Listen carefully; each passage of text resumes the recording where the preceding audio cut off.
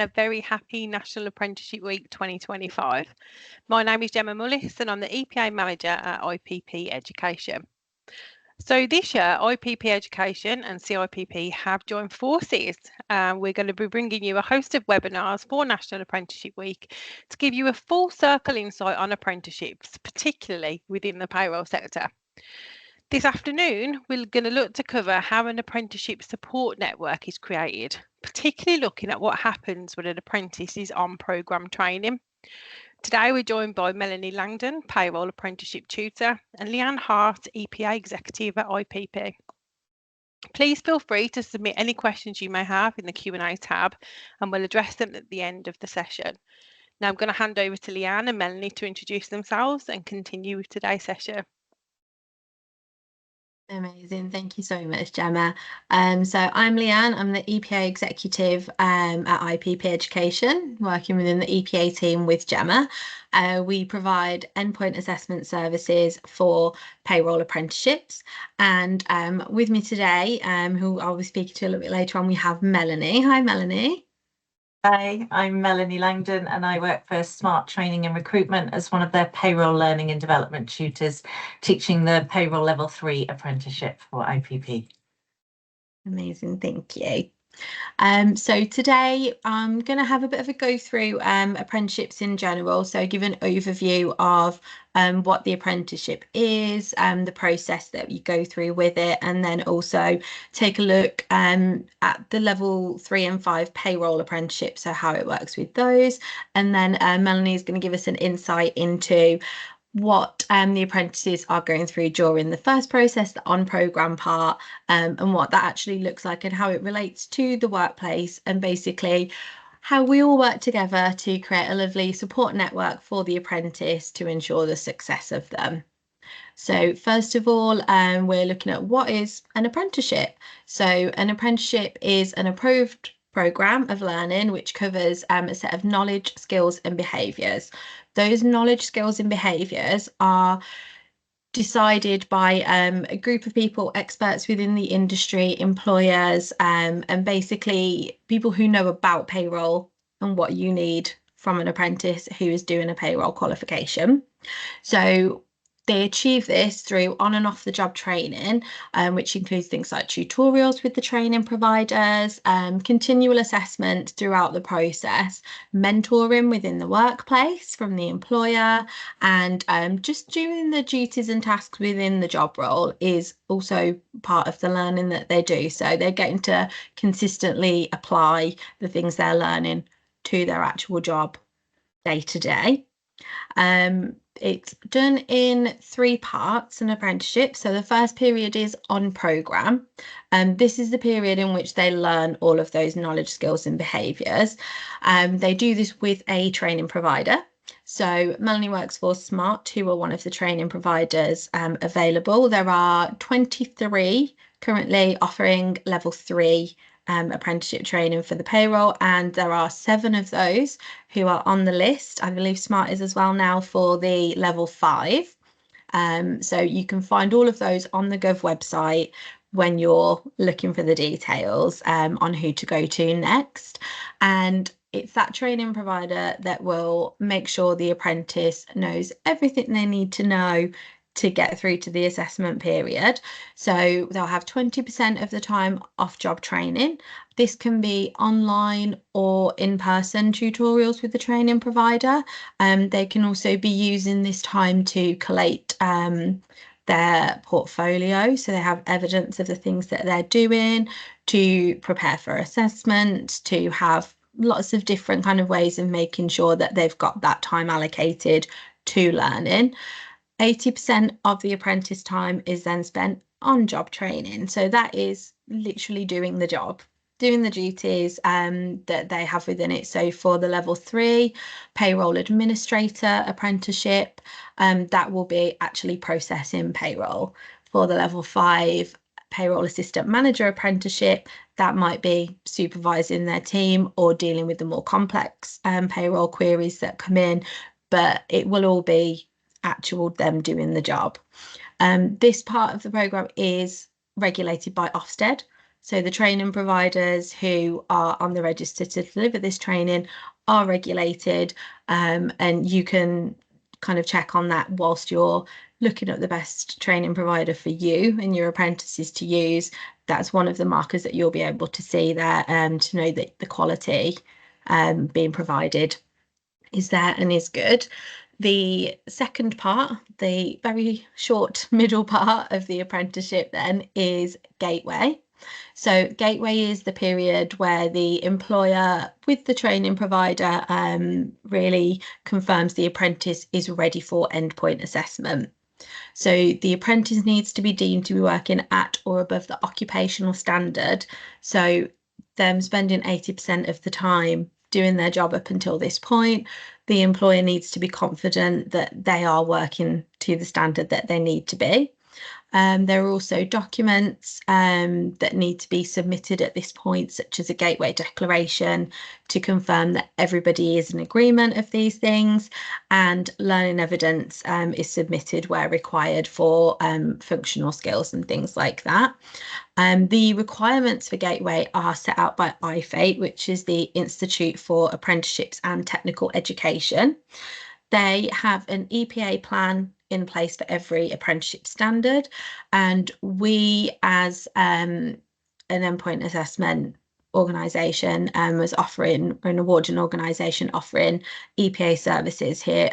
That's what we follow as our kind of checklist of making sure that we have all of the things in place. So IFATE will put the requirements for Gateway, and also they're the ones who set out the EPA plan with how the assessments should run, what the assessments need to be, what needs to be included, and they have all our nice lists ready for the knowledge, skills and behaviours that we need, for the grading criteria that's used, and for the learning outcomes that need to be covered. And IFATE will work with Ofqual, who are then the ones who regulate the endpoint assessment part of it, to make sure that everything kind of crosses over between these. So endpoint assessment then, once Gateway is approved, is the period in which the learning of the apprentice is assessed. This is done independently. So the endpoint assessment organisation will not have any contact with the apprentice directly until this point.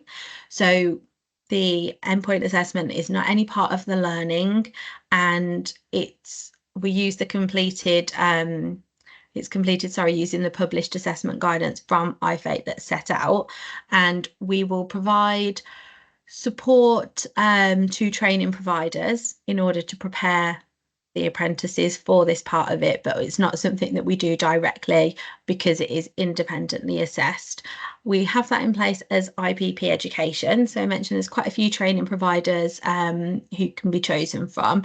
So IPP education, we have decided to offer endpoint assessment so that we can ensure the quality at this final stage for the payroll industry, to kind of give that stamp of approval that all of the assessments we write are written by payroll professionals and will stand up to the scrutiny of everyday work life within the payroll industry.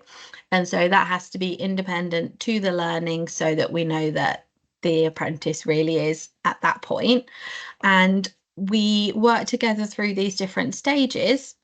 So through on-programme, gateway and endpoint assessment, as I said before, we can't contact the apprentice. However, we'll work with employers and with training providers to provide a smooth process for the apprentice as they go through all of this, and so they're adequately prepared for each point. So looking at payroll apprenticeships a bit more specifically, so there are 2 payroll apprenticeships. The first one is the level 3 payroll administrator, and this is equivalent to A level, with it being level 3. It's aimed at people who are processing payroll regularly, people who are doing that on the weekly, the monthly basis, kind of whatever it needs to be, who are administrators, associates, different kind of levels, different job titles, sorry, within that level. And the level 5 payroll assistant manager standard is equivalent to a higher national diploma, and that is looking more at people who are supervising teams, who are dealing with the complex situations that might come through only once or twice a year, or who are overseeing all of the other payroll administrators and that kind of level. So both of the standards have a very similar framework in that the assessments they do are very similar and the things they're looking at are very similar. So they'll be getting the technical knowledge and business awareness that they need from it. They'll also be looking at skills and behaviours, so going from analysis, teamwork, communication, ethical behaviour, ownership and proactivity. They'll just be doing these things at an appropriate level for them. And I think we can see this quite easily with the different assessments that are available. So for the level 3, we have the 50 question open book knowledge test. It's the same thing for the level 5, but the questions are obviously at a higher level to go for level 5. So the level 5 questions will include complex, not just calculations, but complex scenarios in which they might be having to approve things within their day-to-day work. There is a project report relating to the apprentice's workplace as the second assessment, and that is again in both cases. So with the level 3 project report, the apprentice would be looking at the life cycle of an employee within their organisation.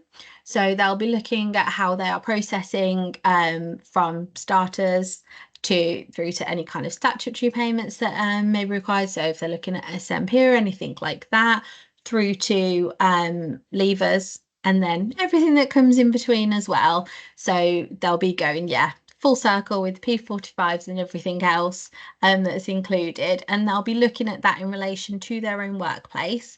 Once they've written their project report, they then have a question and answer session with an assessor.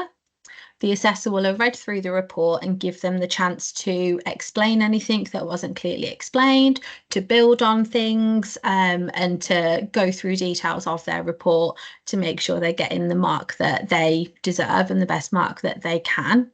For the level 5, the project report is looking at a problem. So it might be a problem very specific to their workplace. It might be a bigger problem across payroll that is relevant within their workplace, but they will be looking at that problem and investigating it and looking for ways, for solutions and ways to solve it. So the level 5 you can see already is looking for more of the analysis. It's giving them a lot of experience with report writing and with investigating issues, and they then have a presentation as well as a question and answer session for that. So with the project report for level 3, it's giving them a chance to have a full overview of payroll within their organisation. It's giving them a chance to see parts that they might not necessarily do themselves every day. So the apprenticeship, it's very good at encouraging them to look outside of their own role and look at the bigger picture, whether that's learning legislation, the background for the reasoning why with Melanie in tutorials and things, or whether that's looking outside of their own initial department to find out what their policies and procedures are for the different stages of employment there. So it gives them a good chance to get the full picture. And then with level 5, they are getting a chance to dig deeper, to find solutions, to look at payroll as it is on the day they're processing it, and as a wider department, and for their business, how it affects them, and for the wider payroll industry as well. It's giving them the chance to really broaden all of their horizons like that. And then the final assessment is a professional discussion underpinned by a portfolio. So the professional discussion itself, the questions are written by an assessor who has reviewed the portfolio. So the apprentice will have chance to show how they actually work day to day through their evidence, how they can show the knowledge, skills and behaviours that they have built throughout their apprenticeship and throughout working. So the questions will obviously be geared towards the different levels and the learning outcomes that we're expecting to see. The kind of things that are put in the grading criteria are very much suited to the level they are. And the one for the level 5 is longer, but overall it just gives a really good chance for them to show all of their knowledge, to be able to talk it through and to be able to see everything else to say everything that they might not get to say if they were just filling in some of the details, basically. So whilst they're going through all of this part, all of the endpoint assessment that shows they've got all of those knowledge, skills and behaviours, we have a lot of support that we try to give here as an endpoint assessment organisation, and that the employer needs to support them through this process as well to make sure they're getting all of the time and resources they need. The training provider will have got them ready for this and prepared them and had everything kind of ready for them. And that's a little bit what we'll touch on when we're speaking to Melanie, is to give a really good idea of what the apprentice is actually doing in that on-programme part that we talked about first, when they're doing the 80% on the job and the 20% learning. What does that look like to get them to this point? And hopefully we'll be able to kind of go through what support can be given and how it works if we all work well together, because it's National Apprenticeship Week and we've obviously got you all on here interested in apprenticeships and what they can offer, and I think they can seem a bit scary sometimes and a big commitment, and they are a commitment, but a very much worthwhile one. And for getting through this whole process, if everybody is willing to put the apprentice kind of at the heart of it there, it benefits everybody majorly, and that includes the employer and the business. They're a great training tool to use to get people either into a new role or to upskill them, to help promote people through, especially as there's different levels available. And so we'll see that as we kind of go through more. If you are wondering how you get started on gaining an apprentice at this point, then there's just a few different things that you kind of can start looking up. So levy funding is one. If you're not aware of what this is, the apprenticeship levy was set up by the government to increase the number of apprenticeships available and the accessibility to them. So employers with an annual wage bill of over 3 million will pay 0.5% of that into the apprenticeship levy. In England, these employers will then be given a digital account where they can access these funds for apprenticeship training. So that means that 100% of the funds that are available, they can then spend on apprenticeships.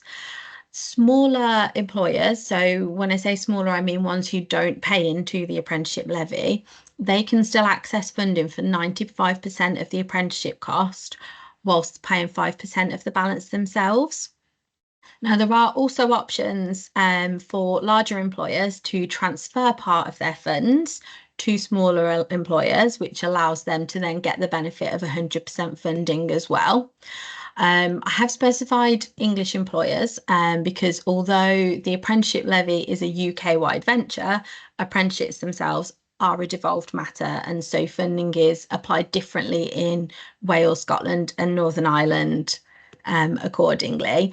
But it's a great resource and a great place to start if you're looking at barriers, and perhaps cost is one for either recruiting or training new existing staff. Then levy funding is amazing to get that in there, and to be able to get the full cost of the training covered is just very helpful.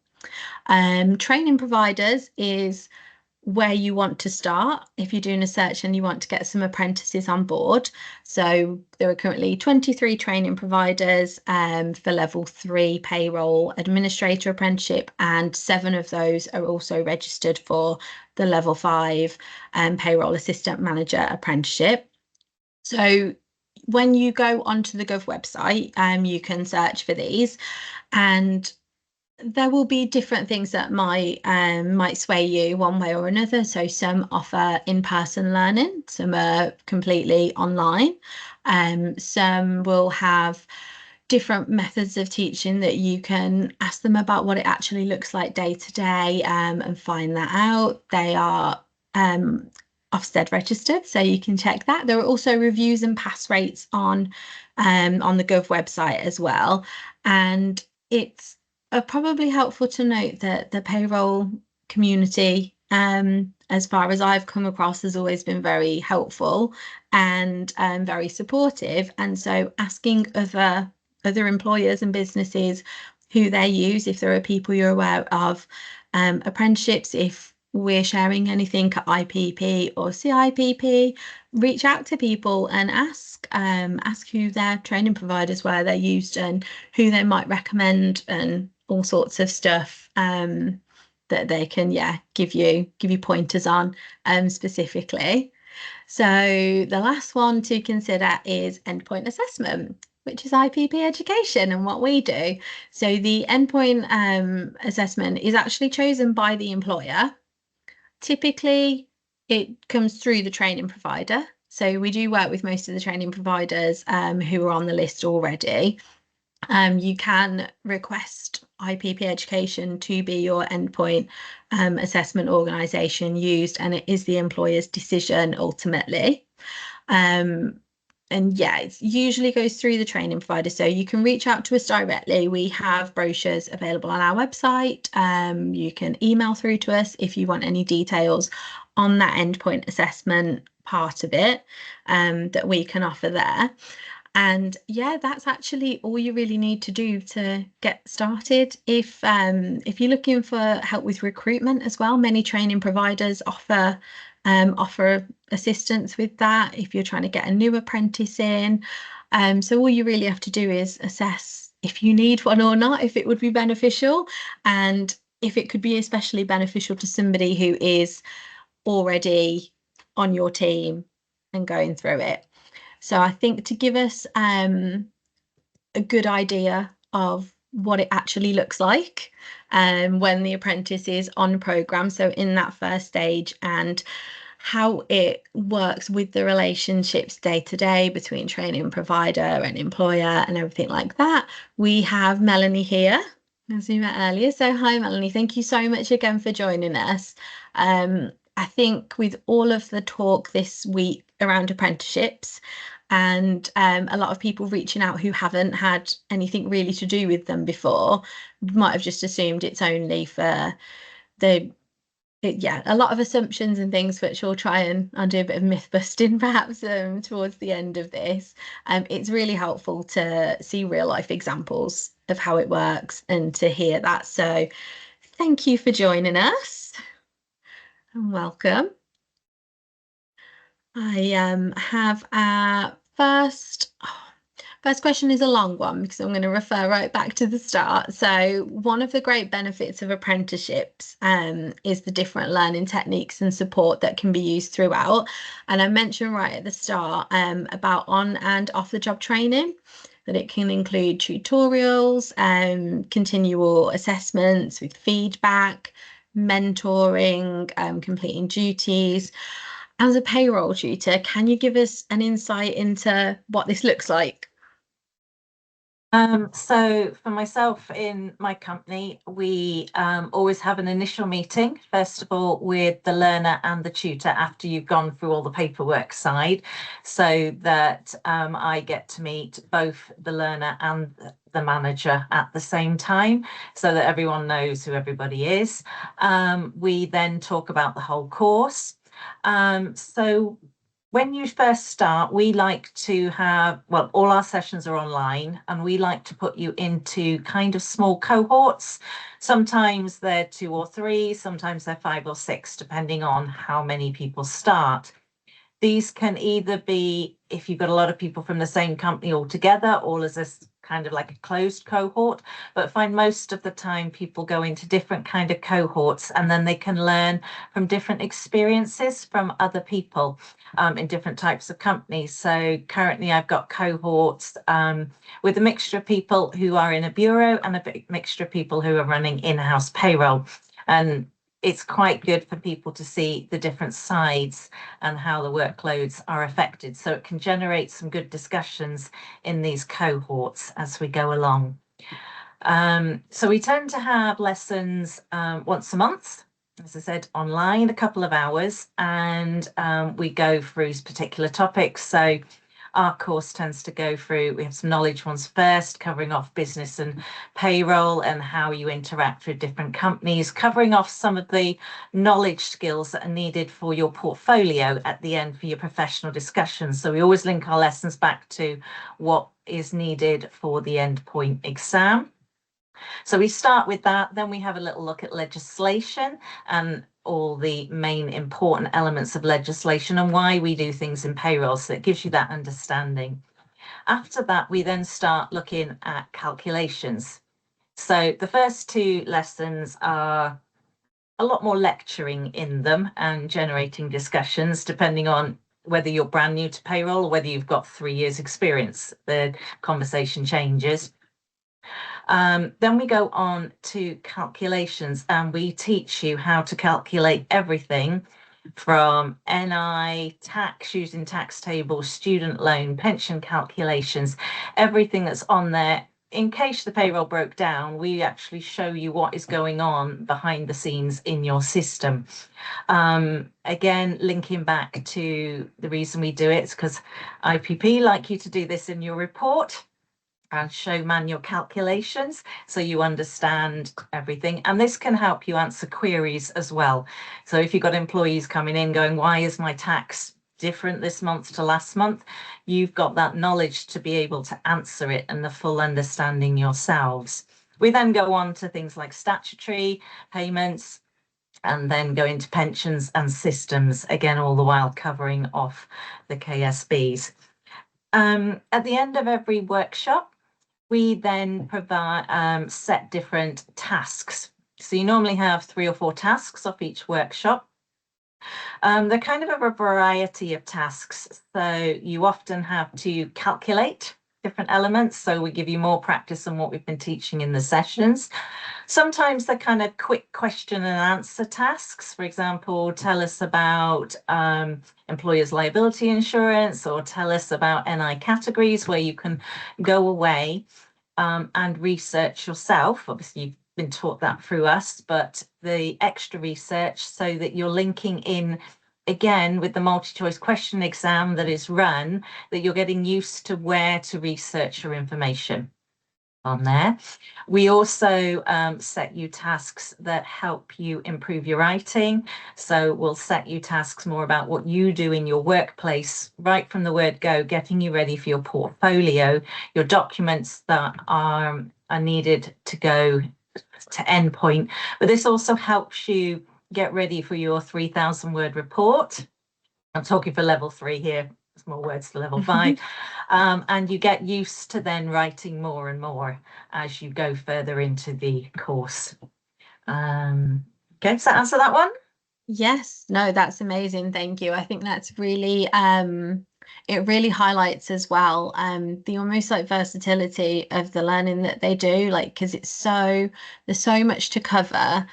But because it's done with the workplace and with yourselves, it really helps to put the theory into practice, and it really helps them to have the context as well, I think, for a lot of stuff.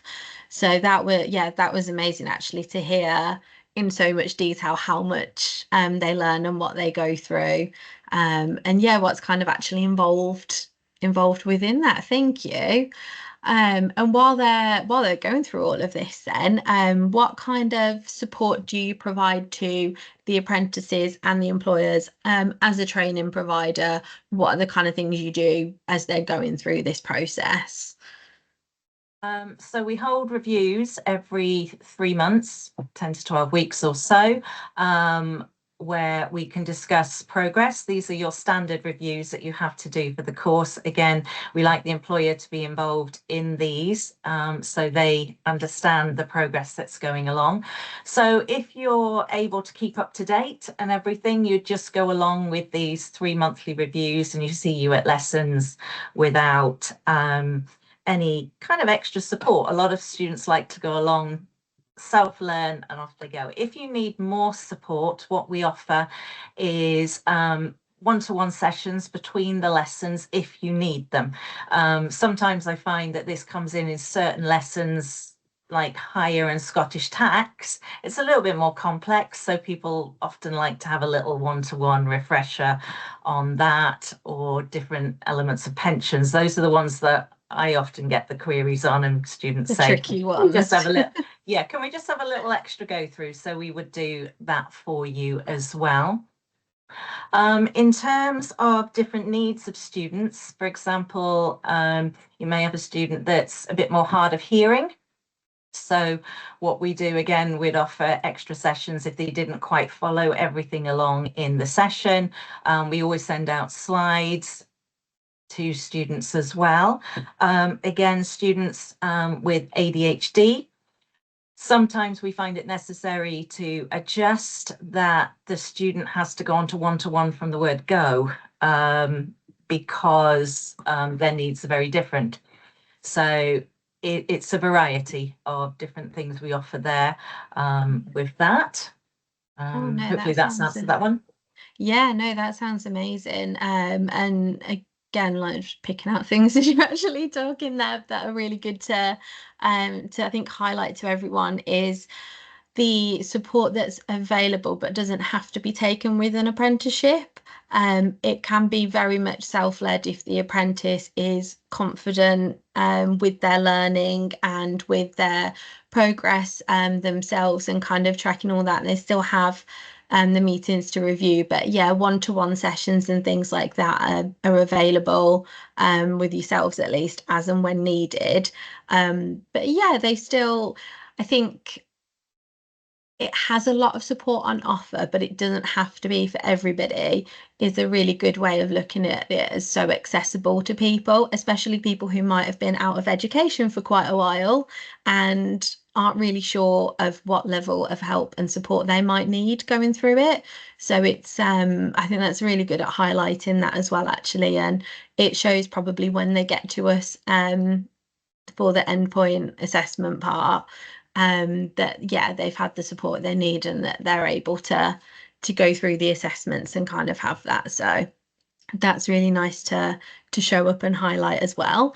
But it wouldn't be a support network if it wasn't people bringing it always around. So what kind of support does the employer need to give to the apprentice? Like, what do you expect for them to put in to keep this for a network for everybody working together and not just you at the top and then helping?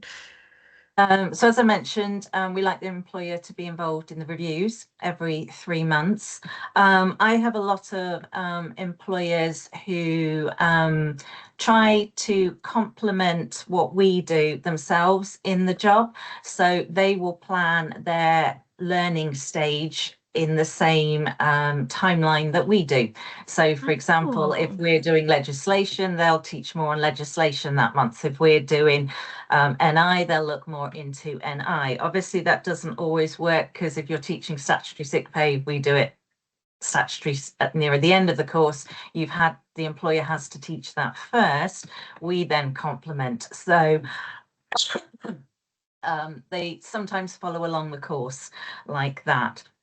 So what we like is if the employer can give extra information to learners, give them time maybe to go on the HMRC webinars on the different topics.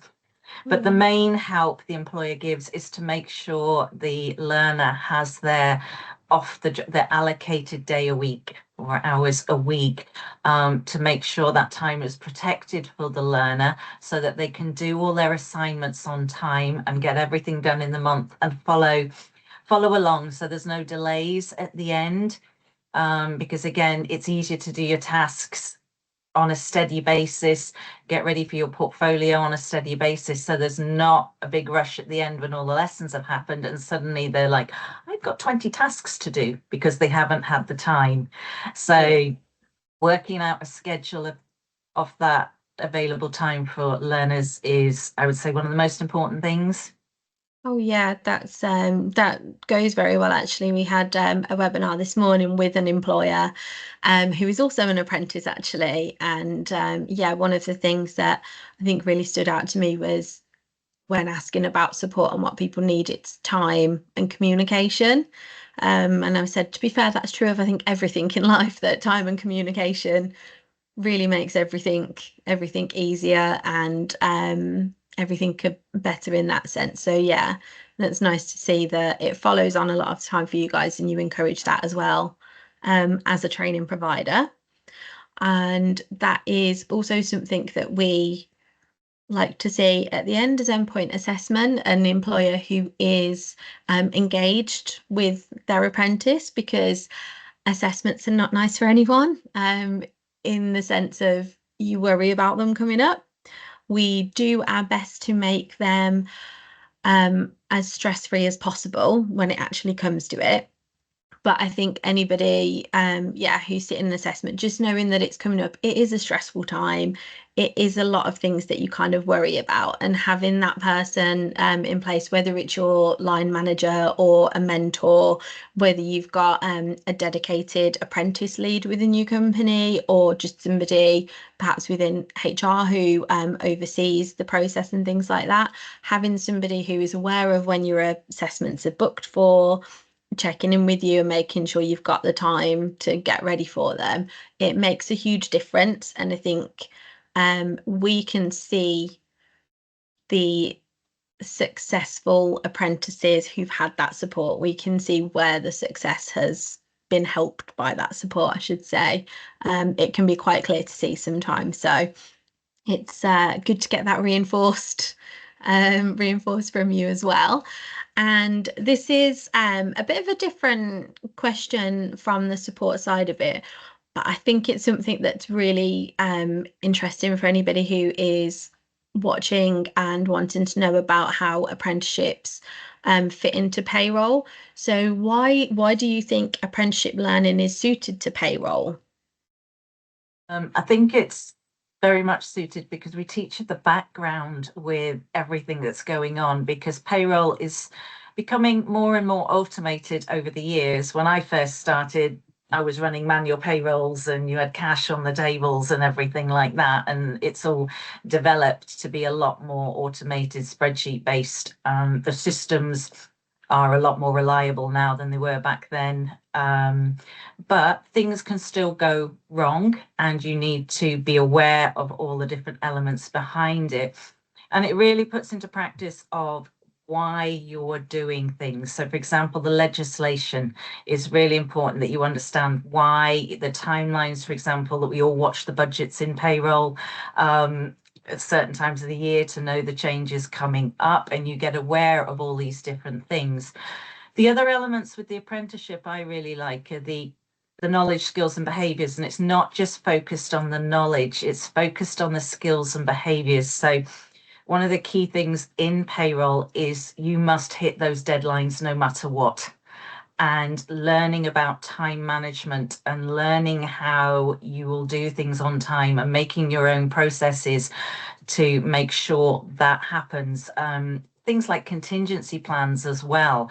What happens if something goes wrong? And you're looking at this, you're kind of answering queries, how you answer queries, how you deal with your clients if you're in the bureaus, or even just the different levels of staff.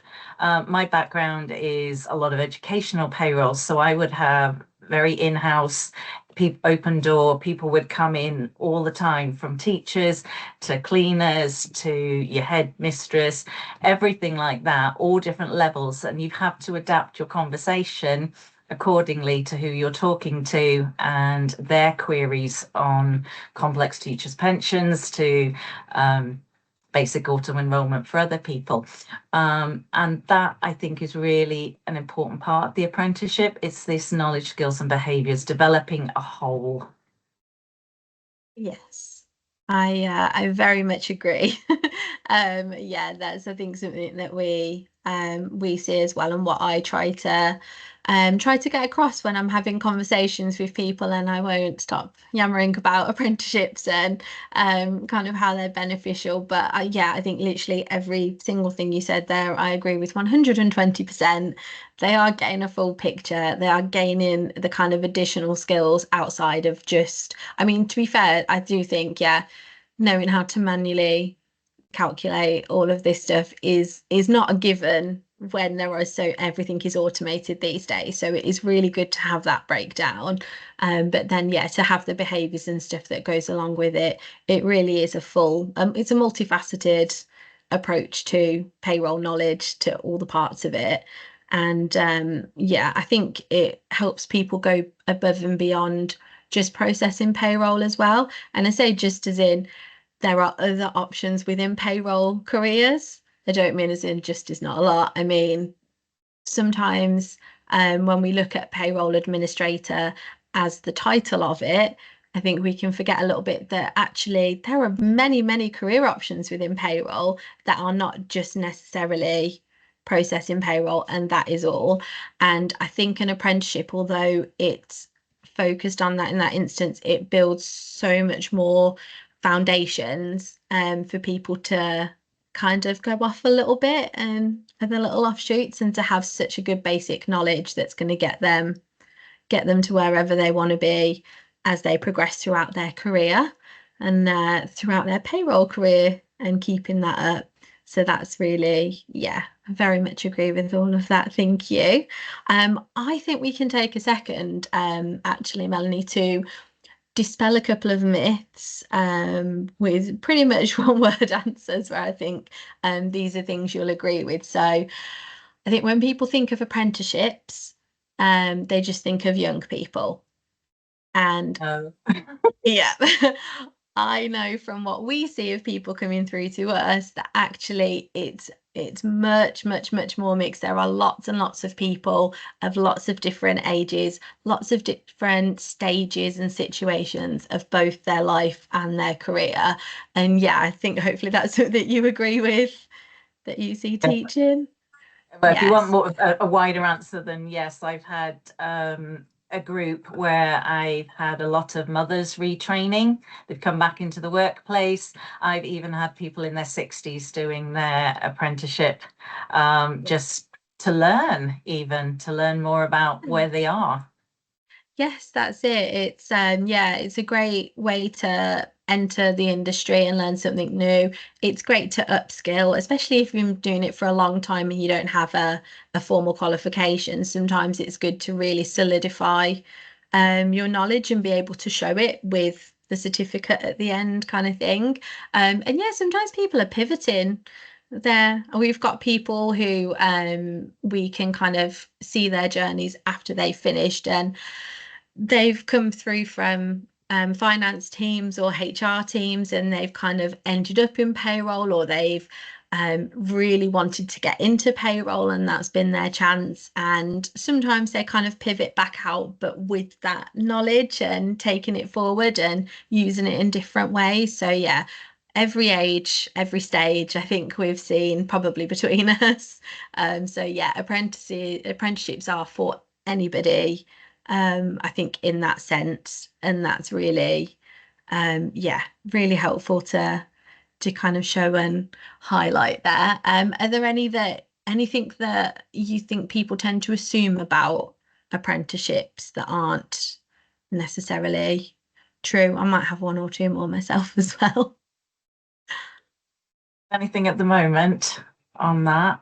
No, so I think it can be assumed as well sometimes that apprenticeships are not for the academic necessarily. They're just seen as an other option, when actually some of the reports that we have come through, like the writing that's involved, the way apprentices can articulate themselves during professional discussions, I think shows that, again, that's not the case at all. Like, it doesn't have to be one or the other. You don't have to go to university because you are academic, and you don't have to do an apprenticeship because you're not.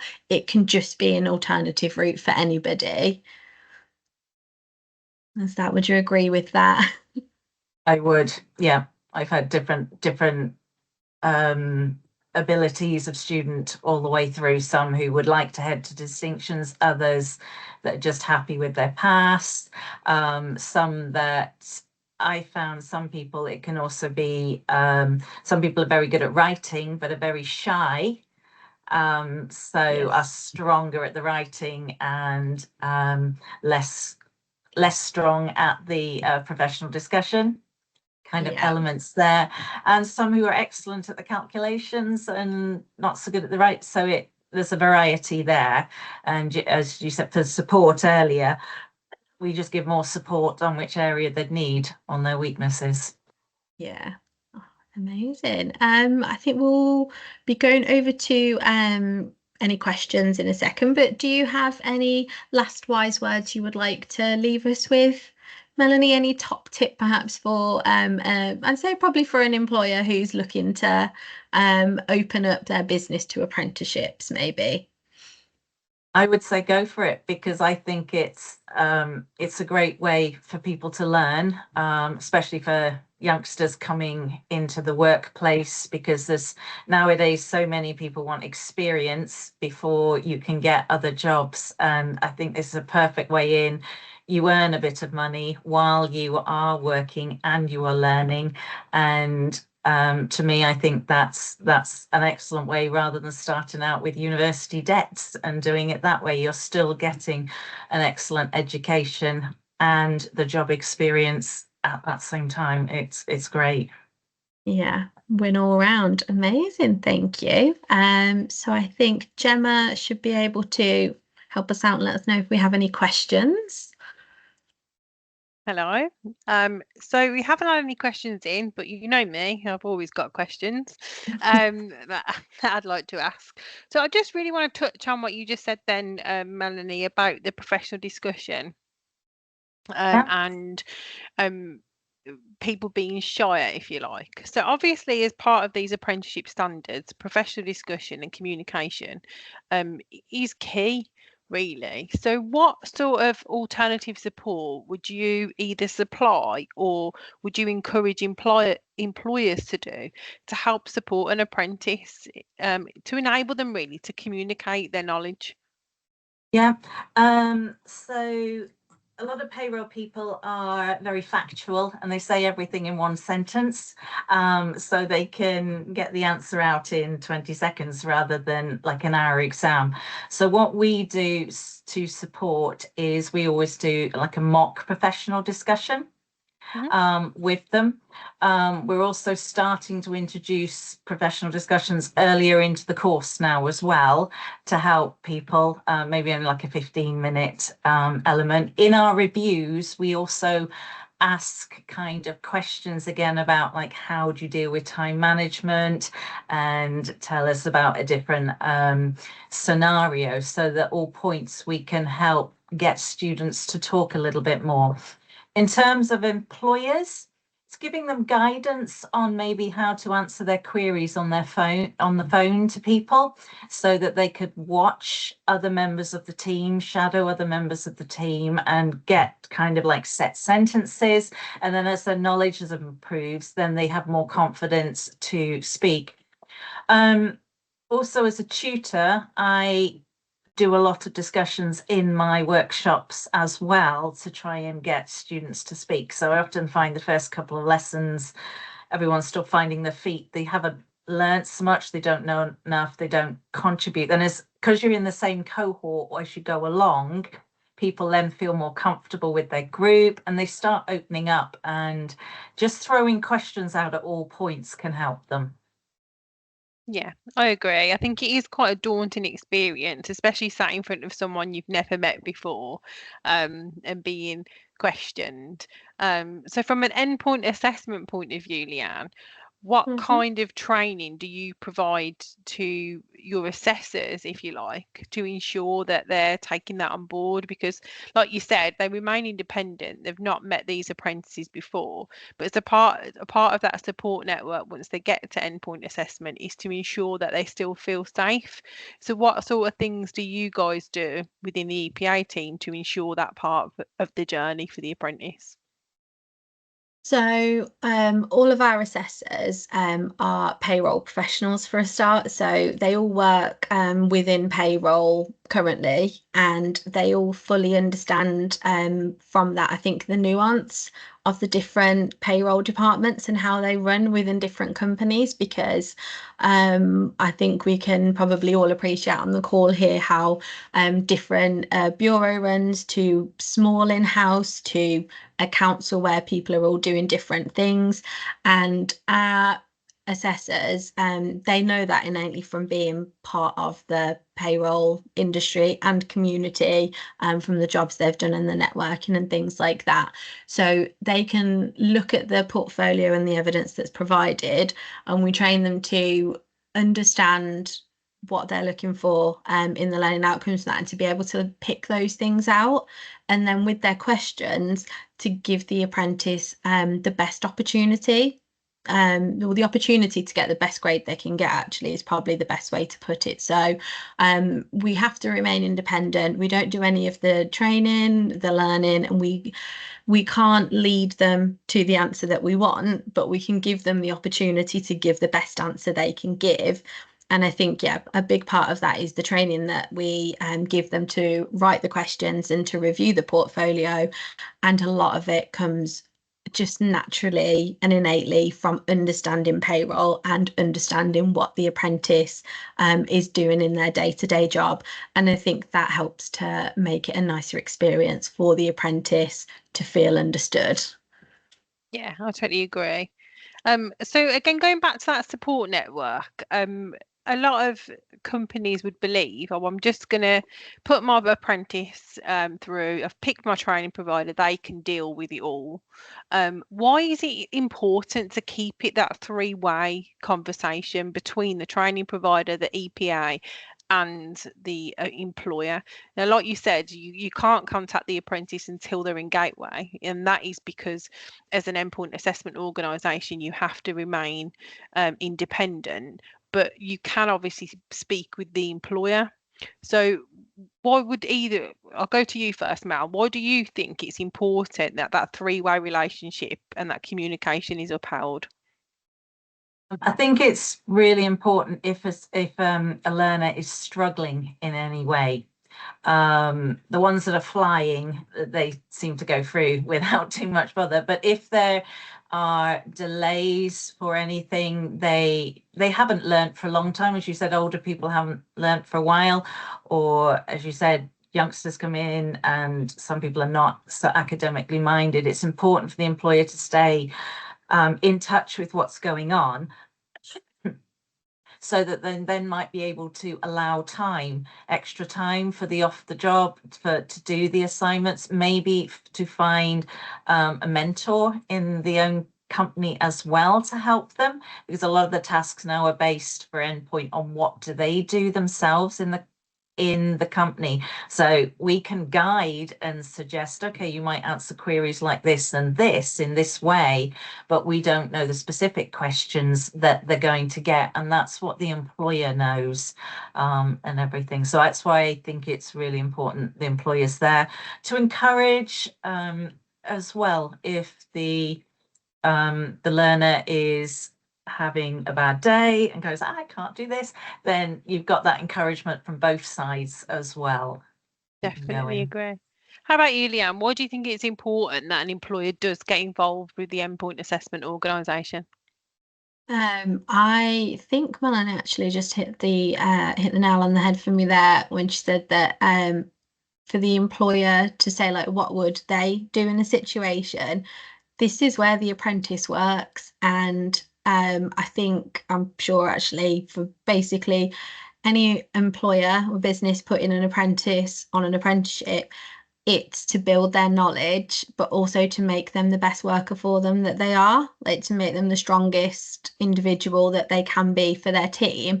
And so if the employer is engaged throughout the whole process, then they're taking the training and the learning that's happening with the training provider and they're applying it to their own workplace. So if they want the apprentice to really be the best employee for that place specifically, then the best way to do that is to be engaged. And like if they can match up the timeline of how they're learning with what they're actually doing, that's amazing.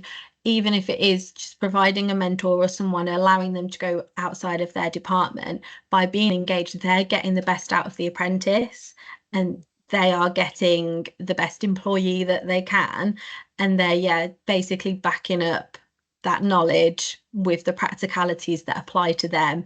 So I think it's obviously amazing for the apprentice to feel like they've got that support and everything, but I think it makes business sense as well, and it's an all-round win.